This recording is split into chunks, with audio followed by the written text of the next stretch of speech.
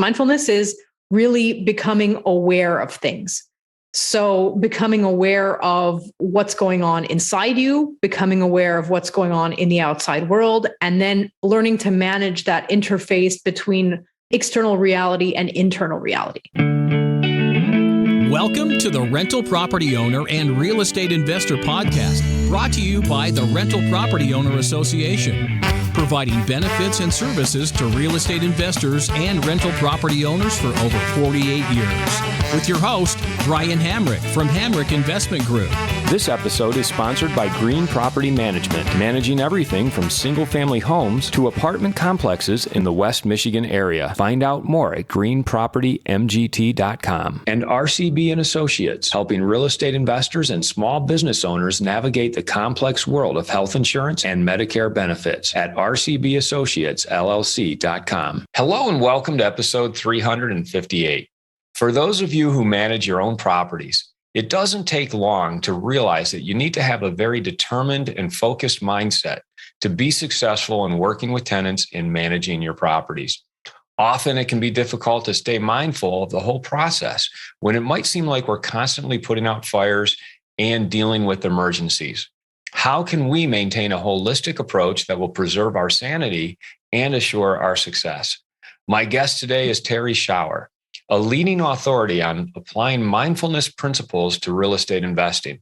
She's the author of the #1 bestselling book on the topic, Mindful Landlord. Terrie, welcome to the show. Thank you.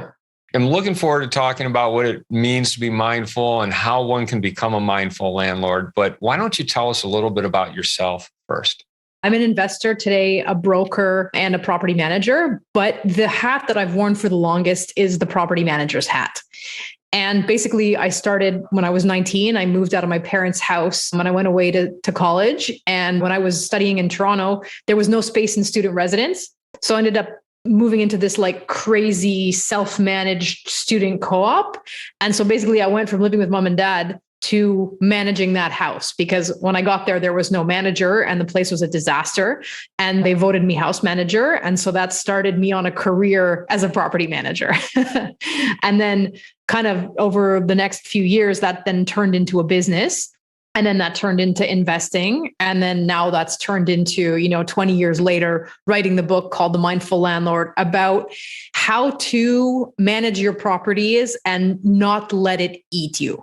Because for having been a property manager for 20 years, and that's, the hat that I've worn the longest, it's something that can really wear you down if you don't manage it properly. In the beginning, when you were voted the one who had to manage the house for all these college students, what were the qualities and attributes that everyone saw in you that they all decided you must be that person? How can I say it was a foretelling of what ended up happening? So basically, like, I moved there, with my parents, pulled up with all my stuff in the back of the car, started unloading the stuff. And then I noticed like the garbage was overflowing. So we had this like dumpster outside, and like they had not emptied the dumpster. It must have been a month. So like the garbage bags had been ripped up by the squirrels. There was like all sorts of maggots and creepy crawlies in there. I was like, okay, I can't live in a place that's like this. Obviously, no one's taken command of this issue. So like, that's what I did. I moved in, put my stuff down. And like, before I even got my room ready, I was like, okay, I'm going to clean out the dumpster. And so then that was, I guess, made its way around the house. There were 15 people. So when there was a house meeting, then like basically the next day, they were like, oh, Terrie cleaned out the thing. Like maybe she's the one we should vote for as house manager. Basically cleaning up other people's messes. Tell us what it means to be mindful. I mean, where does mindfulness come into the equation here when it comes to dealing with rental properties and tenants? I think you're the first person I've ever heard like actually use that as a word that you would apply to that sort of occupation or situation. So mindfulness, like it's a word that's derived from Buddhism, and it's a kind of a practice, let's say, that's in the process of making its way into mainstream life. And so what is mindfulness? Mindfulness is really becoming aware of things. So becoming aware of what's going on inside you, becoming aware of what's going on in the outside world, and then learning to manage that interface between external reality and internal reality. And basically like practices for mindfulness practices, which can go from meditation to, a bunch of other things that basically amount to training your mind. And so this can be applied then to anything. If you learn how to become more mindful, if you learn how to apply, we can get into it later, warriorship principles in one aspect of your life, you're going to be able to then import those ideas and that knowledge to make everything else easier. Before we get into like specific real estate examples, give us an example of being mindful in your personal life in a way that's going to propel you forward. I'll give you an example. Like one of the mindfulness practices is to learn to deal with what we call monkey mind. And so monkey mind is basically when your mind is jumping from one thought to another thought in sort of a chaotic way. And I think we can all relate to this when, you're trying to stay on task with something and instead you're busy making a grocery list, you're busy replaying a fight that you had with your partner, you're busy thinking my kid needs to do this homework. Like it's a way of taking you out of the experience of the present moment. And that can then be frustrating to whatever task you're trying to do because your mind is not staying on topic, right? And so like you can train the ability of your mind to remain present. And that is one specific mindfulness technique. So if you look at that in your personal life, like it can be anything of being able to stay on task, even if you are having a conflict. Let's say you're having a conflict with your partner. It's very easy to bring all kinds of different things in and to not like stay with the present moment of what's going on right here and like remain there. Right. And so very obviously, if you then bring that into dealing with tenants, like it's so important because very often dealing with tenants is going to test your patience. And there's also this internal, external dilemma where you have to be setting limits, you have to be setting boundaries with people. And that's not always an easy thing to do. And then how do you do that without your mind spinning off in all of these different ways, right? So that's like one specific example. Give us then a specific example of working with a tenant where you've had to really remind yourself to stay mindful and not spiral off into monkey mind. I mean, I'll give you an example from early on in my career, which was really like the first crisis that I managed. So basically, like my first property was a triplex where I lived on the ground floor and I had tenants above me.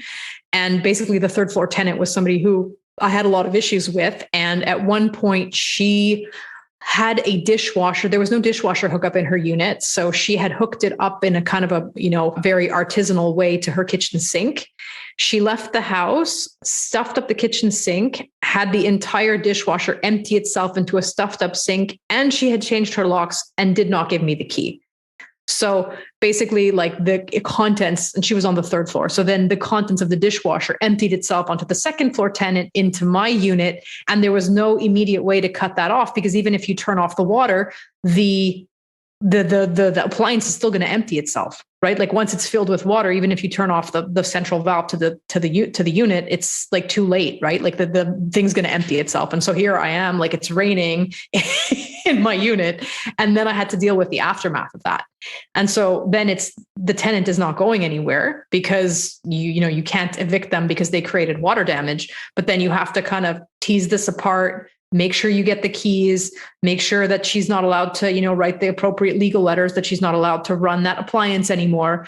And so it's really a question of being able to focus strategically on the goal, which is to contain that relationship and make sure that it doesn't create any further damage while obviously managing I was young, I was furious. And so it's like to deal with kind of that emotional baggage and to not let it interfere with whatever thing you have to get done in the present moment. So given that example, how could you have dealt with it the wrong way?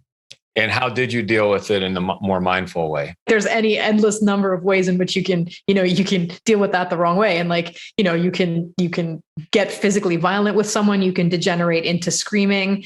You can get into all kinds of legal battles that are ultimately going to cost you a lot of money and not produce the results that you want.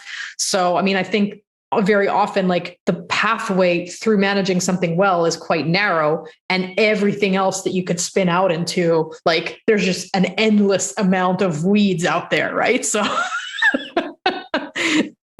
in dealing with it in the more mindful way, first of all, I'd be furious with a tenant who did that and is creating damage in real time and you need to stop it. How did you deal with that in a mindful way? The answer is that in the particular moment, there really wasn't anything I could do, right? Like it was going to take me half an hour to get somebody who can break the door down because I couldn't break the door down. But I cut off the water, but that didn't stop it. So then basically like it's raining in my unit, it's raining in the unit above. There's nothing I can do about it, right? So then after that, I get on the phone with the insurance and like learn the process of doing an insurance claim, because like I said, this was 2 years into me being an investor. So it was very stressful, and it was like financially stressful too, because basically like the way insurance works is that they will cover the damages, but they won't cover the cause.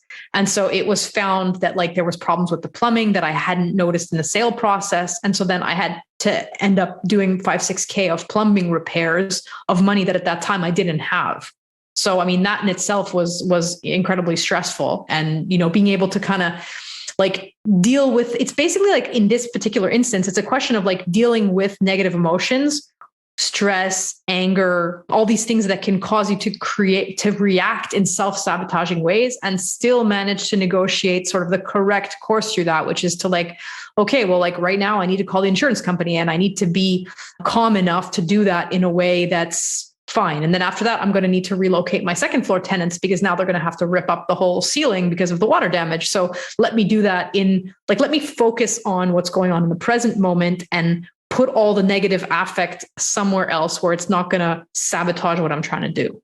It's really about ordering in your mind the sequence of things that need to happen in a rational way. So, I mean, it sounds nice to say, oh, it's just about rationally making the right decision. But I think we've all had the experience when we're living intense negative emotions that the lizard brain wants to take over.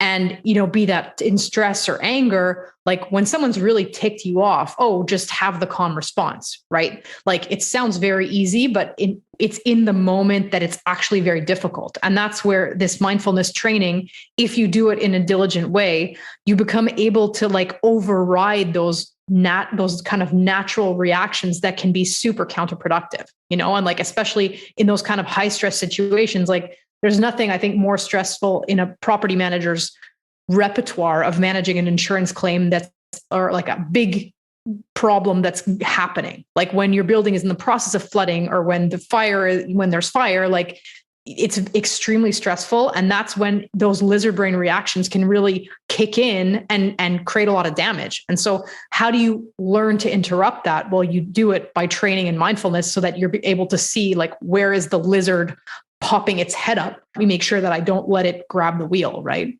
What are the steps then? You talked about the training to get to mindfulness. What are the steps in that training so that you can get there? So like having a mindfulness practice, because that's what it is, right? Like one aspect is with meditation. And I think that's maybe the most common way that people practice is so with sitting meditation by learning to calm yourself and remain in the present moment. So that's probably the one that's more famous.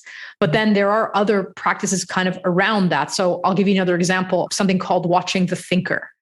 And so at any time in your mind, there's a radio playing. Like our thoughts are kind of constantly going. And behind the thoughts is this thing that in mindfulness practice gets called the thinker. And the thinker is basically you're watching the thinker. Okay. Like there's a watcher and there are the thoughts.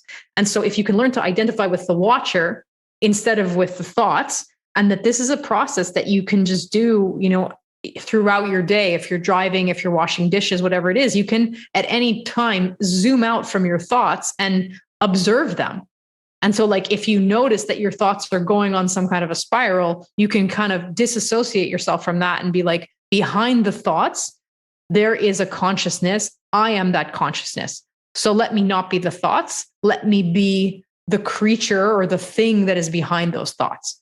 And like, for me personally, that realization has been so huge. I can't even tell you, this goes far beyond just my life as a property manager. I also, had a life as a competitive athlete in combat sports. And let me tell you, when you're getting ready to go into the ring and somebody's going to be trying to, knock you out, the fact of being like, I am not the spinny thoughts of everything that could possibly go wrong. I am the person behind there, and I can choose to not give power to those thoughts that are spinning out of control.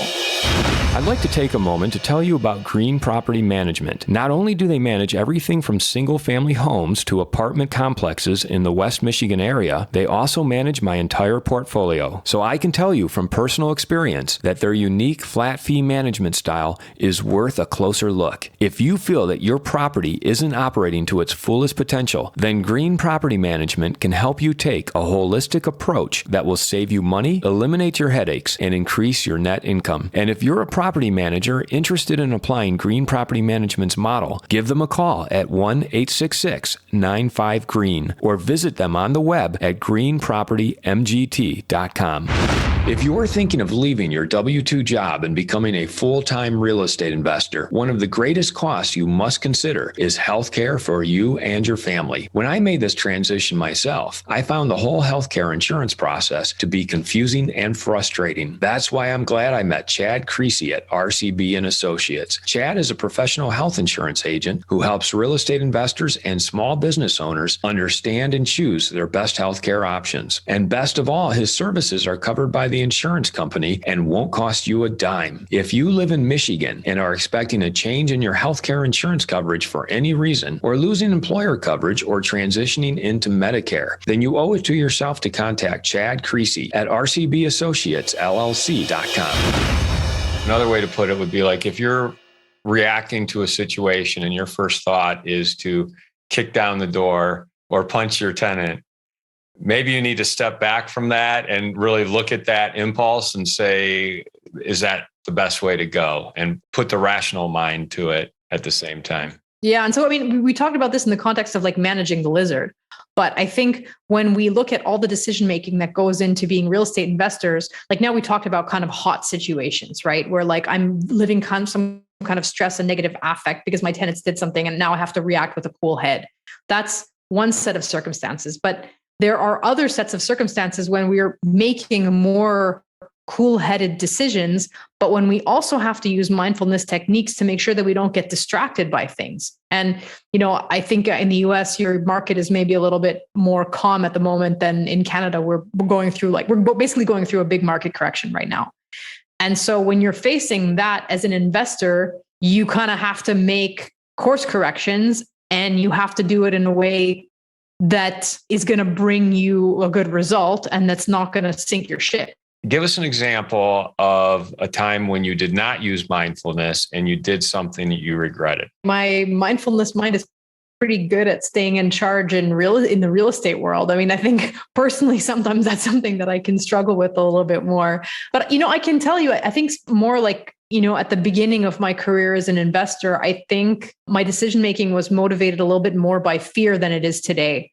And I think at the beginning, I passed on a lot of deals that in retrospect, I should have done because I was afraid of some unknowns, because I didn't do my data gathering properly, and again, it's always a question of the internal world and the external world. And I think although the data in the external world was showing me a green light, it was my internal world was just too kind of afraid of something to go ahead in the deals that in retrospect, 10 years ago, if I had 3 times as much property as I did, I would be in today than I am.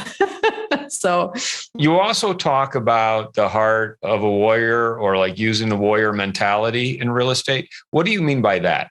So there's this field of warriorship literature, what it's called. So I'm not sure if you're familiar with Way of the Peaceful Warrior by Dan Millman, but that's kind of the seminal book in this field. And it's kind of taking some of the Buddhist ideas, so mindfulness ideas, and importing them into a way of everyday life. And so basically, like in Buddhism, the word for someone who practices Buddhism is a bodhisattva, which is basically a peaceful warrior. So it's someone who kind of turns the challenge in on themselves and makes it their responsibility to use mindfulness as well in the world. Talk about warriorship literature, practicing being a peaceful warrior. That's basically what it is. And so it's that, you're able to calm the mind and really get the most out of it so that you're not behaving in a destructive way in the outside world. And give us an example of how that would work related to real estate. I mean, I think maybe some of what I was talking about initially with the lizard brain, I mean, that's one example. We could also talk about it in another way. And this is something that, probably my next book is going to talk about. So like I work in mostly affordable housing, and this particular sphere today with the way real estate gets practiced in Canada is or in Montreal anyway, which is a heavily rent controlled environment. So it's a bit like New York. A lot of investors in the previous cycle have gone through these major optimized jobs where they basically do, rent evictions, or they squeeze the tenants, or they offer to buy them out. And then that has certain effects on the community because you're basically getting rid of affordable housing units. And the people who need those units then find themselves either putting more and more of their disposable income into housing, or find that they are not able to house themselves in any way, right? And so I think by applying this warriorship philosophy, let's say, you kind of become aware, even though you're trying to make money in the investment world, that your actions have repercussions on the community. There are social repercussions to making money or picking to make money in a specific way. And so by increasing your awareness, it's not to say that like you automatically have to stop doing something in particular, but it's just to be more aware that there's this broader context around you, and that when you act, you're affecting the social fabric around you, and that you need to take that into account in your decision making. What is going on in Canada with your housing market, and how is it affecting you as a real estate investor? Well, so basically, like, we didn't have the same correction that the States had in 2008. And the availability of credit and the low interest rates kind of have continued. The party just never stopped up here. And it got to the point where, in terms of, overvalued asset prices, Canada, I think, is up until very recently was the most overvalued market behind Australia. So when you're talking about that, it's that the household borrowing is extremely high, and the real estate prices create, like very, very high levels of debt. And so then what happens with that is that our asset prices are basically completely out of touch with our with the economic fundamentals, right? And then what's happening now is that, our central bank is raising interest rates the same way that your central bank is raising interest rates. But because we're so indebted, and because so much of our debt is mortgage debt, it's basically like in the process of creating a major market correction for the value of those assets. So I had a previous Canadian guest say that in Canada, you don't have 30-year mortgages yet. You basically have 5-year mortgages. Well, so the amort period is going to be 25 or 30 years, but it's that you have to renegotiate your interest rate every 5 years. Was that creating a problem then, where people are trying to renegotiate, redo their mortgage every 5 years, and they find themselves upside down on their values? Well, no, I mean, it's worse than that, because about 40% of Canadian mortgages are variable. Okay, so people agreed to a 5-year term of a variable rate. And so they were making one set of payments 6 months ago. We've now seen 3 or 4 sets of rate increases. And basically they're getting a letter in the mail every 2 months from the bank saying your payment went up by $400. Your payment went up by $500. And so like some people, their mortgage payments have basically doubled in the last 6 months. And so like they have a problem right now as the cheap COVID mortgages come up for renegotiation in like 2 or 3 years time, because everybody who had a COVID mortgage at 1% for the next 5 years, like for sure, when those mortgages come up for renegotiation, it's going to be at the rate that will be the rate in 2 or 3 years. But the problem is now. And so there's a problem with homeowners now who have variable rates, who are like not necessarily underwater on their home values yet, but it's more that they're not able to make their mortgage payments. So that's problem number one. Problem number two is that the investors now, when we make investment decisions, we do them with a certain rate in mind, because that's what makes our assets profitable. And because these low interest rates for the past, 6-7 years have inflated asset prices. And so the point is that the assets are just not worth what they were worth 6 months ago. Because when you're buying with a 2% interest rate, it's not the same as buying with a 5% interest rate, because all of a sudden your debt coverage goes up. And so now let's say, I'll give you an example, a building that was worth 1.2 million, like an eightplex that was worth 1.2 million 6 months ago, might now be worth 800K because my mortgage payments just went up a crazy amount. So what is the outcome of that? Are people going to lose their homes because they can no longer afford the monthly payments and their values are going down? Yeah. I mean, basically, because there's two markets, right? Like, or there's more than two markets, but like the basic main line is between single family homeowners. So 40% of single family home owners now have variable rates, and they're going to be, or they're already in big trouble. Okay. So those people are going to have to start liquidating their homes because they're not going to be able to make the payments. So that's one set of problems. The other set of problems is on the investment side. People are not going to be able to refinance to invest in their buildings. So if you have any work that needs to be done, there's a liquidity crisis because you're not able to refinance to pull out the money to redo the roof or handle maintenance issues. That's one problem. And then it's just basically that also whoever wanted to sell in order to do another project is not going to be, stuff's not moving because the prices have not completely adjusted down and financing is a challenge. So there's this liquidity crisis and basically you can't really sell right now, like even at an adjusted price. As a real estate investor, someone who owns real estate in Canada, dealing with this just alongside everyone else, how do you use mindfulness to get through what is essentially a crisis situation? I mean, I would tell you that I started using mindfulness before the crisis happened, and that's now standing me in good stead because I have not over leveraged myself. And I also invested, like I said, I do, mostly low income and affordable housing. And so that is not something where I need to worry about losing my tenants or that my tenants are going to stop paying rent because there's just a lot of people who want those kind of units. And I also didn't, get sucked into the speculative frenzy because, with using mindfulness, I'm very aware for me of what are the trade-offs? Like, what is the stress trade-off when I make a move?